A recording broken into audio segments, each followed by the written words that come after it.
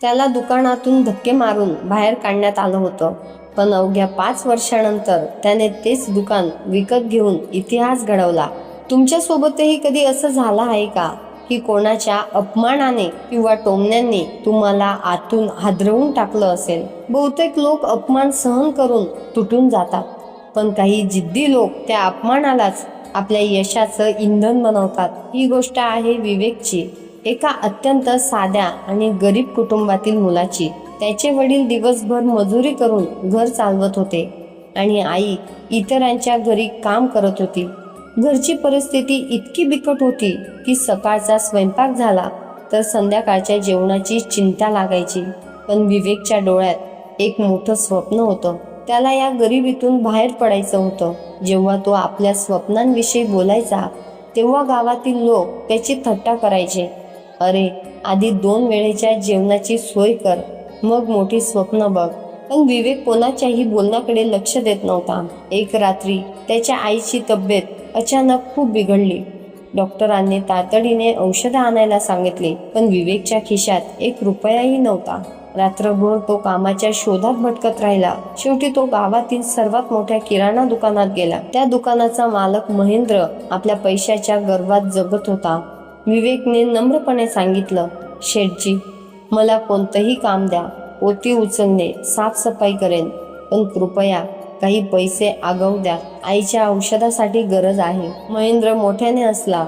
तू काम करशील, तुझ्याकडून 1 पोतं सुद्धा उचललं जाणार नाही. चल, निघ इथून. दुकानात उभे असलेले लोक सुद्धा विवेकची थट्टा करू लागले. पण विवेक पुन्हा विनंती करत म्हणाला, शेठजी, आईच्या जीवाचा प्रश्न आहे, 1 संधी द्या.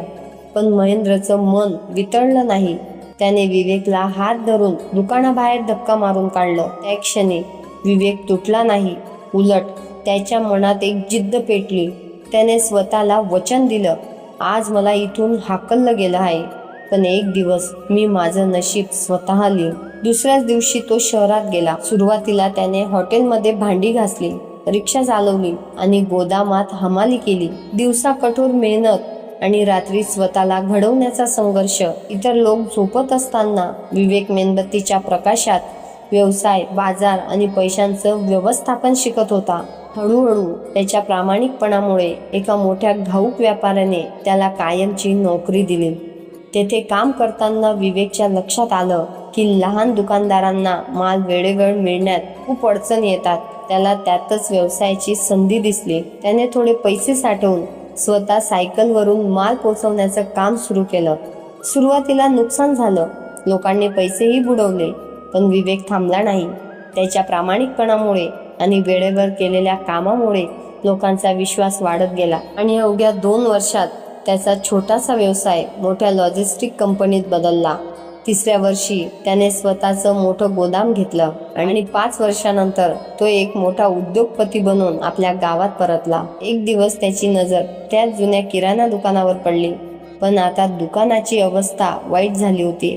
महेंद्र कर्जात बुडाला होता आणि दुकान विकण्याची वेळ आली होती. विवेक थेट महेंद्रकडे गेला. महेंद्रने त्याला पाहताच मान खाली घातली. विवेक हसून म्हणाला, शेठजी, दुकान विकायचं असेल तर मी योग्य किंमत देऊन ते विकत घेण्यासाठी तयार आहे. महेंद्रला विश्वासच बसत नव्हता.